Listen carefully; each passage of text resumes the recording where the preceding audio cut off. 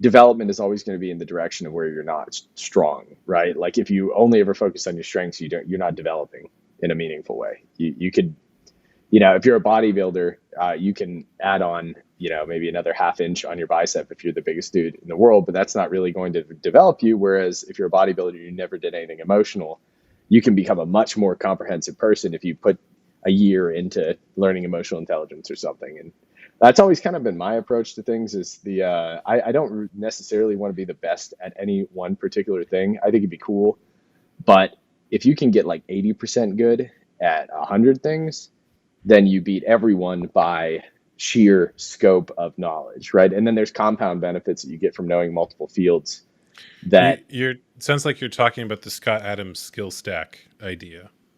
You familiar with that? I'm passingly familiar with Scott Adams. I know John Giuffre sends me stuff from him all the time, but I'm not super familiar with him outside of like Dilbert's Law.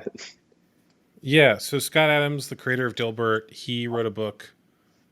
I'm blanking on the name of it, even though I've read it and wrote a blog post on it. Um, I think it's called How to Fail at Everything and Still Win Big. And in it, he talks about the concept of a skill stack, which is that each skill you add creates that much more potential for success. And that sometimes success comes not from being the best at any one thing, but having a series of skills that work together. So the example he gives from his own life is that he is a good writer, but he's not the best writer in the world. He's a decent artist, but his art is simple cartoons. It's not the most amazing fine art you've ever seen in the world. And he's pretty funny, but like he's not a stand-up comic. He's not the funniest person in the world, but he's got a good sense of humor. And he's got some business knowledge. He's maybe not the greatest business person who's ever lived, but he's a pretty good business person. Each of those individually is not $1 million skill, but all of them together is Dilbert, which is $1 million property. So the fact that Hmm. he can create that comic with those skills, and then he's got the business, and when you add another skill of like, if he just had the comic knowledge, he'd probably be pretty successful. But the fact he's also got some business knowledge, which allows him to license it as IP and do all of the things he does there, is exponentially more money. Hmm. So the idea being like, I've experienced this as well. I am a good filmmaker, and filmmaking itself is a skill stack. Like you have to know, directing and editing and for my documentary, I have interview skills, but also like if you were doing a fictional film, you'd need to be able to work with actors. And then on top of that, I can do public speaking, and I can do social media, and I can do I can do some basic website stuff. And so all of these individually might not be a lot, but I can do what I do when I bring all of them together. And if you look at a lot of successful people, it's the same way. Like Steve Jobs, he has a lot of design knowledge, but he also talks about how he took a calligraphy class in college and it was just really interested in that. And that's the reason the first word processors had multiple fonts, and he was able to do that innovation.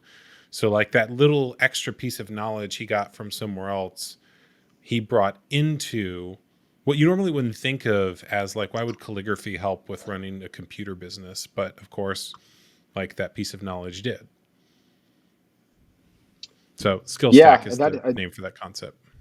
that's a fantastic concept. I mean, that's ultimately what you come down to in that is kind of like invention versus innovation in a sense, because generally, like, okay, if you're Floyd Rose, right? You invent the one of the most important inventions in regards to guitars ever because you're the guitar guy, right? You don't I get actually don't know who Floyd Rose is, so you'll have to tell me. so generally most people don't know Floyd Rose the person, but people understand Floyd Rose pickups, which are it's a floating bridge for a guitar, Okay. which is I'm where not a music person, so I don't know this. okay. So on basically, have you ever heard a whammy bar before? When I someone's playing a guitar and they do that thing and it goes, wee, wee, wee, wee, wee, wee, okay. Okay, I'm you've heard familiar with people do that. that. Okay. So in the simplest possible version, at the bottom of the guitar, there's the place where the strings attach.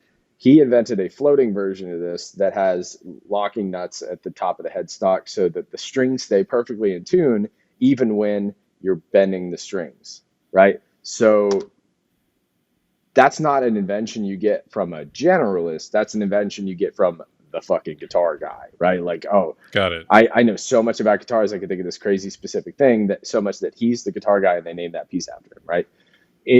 Or like Les Paul, right? The most popular guitar, or probably the second most popular type of guitar, is named after Les Paul, who's the guitar guy, right?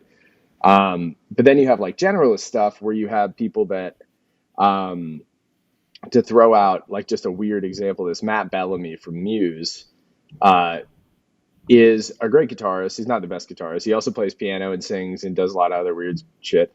He took a guitar and added in a Korg Chaos pad, which is a synthesizer that you touch, and it's a touchpad based synthesizer, right?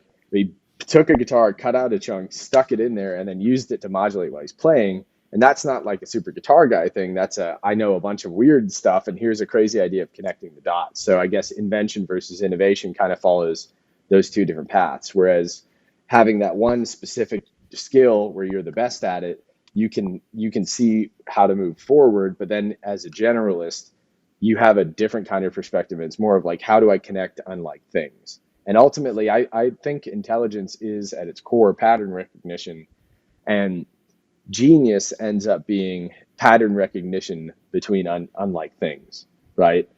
And it's different kinds of genius, because if you look at like, and I think honestly we kind of prize the unlike things genius more, but the genius that built the great stonework, like great works of masonry, pillars and Greek columns and Corinthian shit, all of that stuff comes from these people that individually were amazing experts in their field, right? That could consistently reproduce the shape of a flower with stone. And there's tons of these people, right? They were all hardcore specialists, and they're building on this kind of existing tradition, whereas the generalists actually kind of like break traditions and fuck shit up and aren't always consistently good. But we tend to recognize great generalists the most of all, because there's kind of a unifying factor that comes out of that. For example, Einstein, I at least firmly think this. I don't think this is super controversial, but Einstein wasn't just this great physicist because he was a great physicist. Einstein was a great physicist because he read Spinoza, right? So Baruch Spinoza is a 18th century, 17th century philosopher who basically Einstein believed in quote unquote Spinoza's God, which I believe is pantheism, either pantheism or panentheism. And they're just different. And I don't remember why they're different, being God is everything and God is in everything. But because he read Spinoza, he extrapolated Spinoza into physics, and thus relativity came from his philosophical understanding, right? Which is generally not how you get those ideas. Normally you get people that are like looking at the math and they're like, oh wait, there's an X missing here, and we can extrapolate this kind of thing from that. Is very different from like connecting the unlike dots of like some, abstract philosophy, abstract theology even, into the emerging field of like theoretical physics. Yeah, what it sounds like you're and also describing... that conversation. Go ahead. That conversation.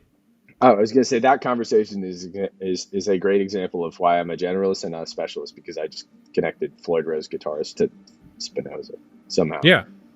Well, it sounds like also what you're describing is the ability to apply a new perspective to an old problem.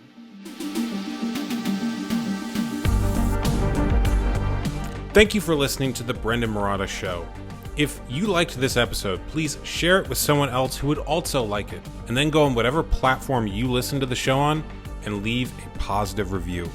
If you want to support the show directly, go to brendonmarotta.com/show and subscribe there. Paid subscribers get special unreleased bonus material and live events that are only available to them. Once again, that is brendonmarotta.com/show. Thank you for listening, and I will talk to you all later.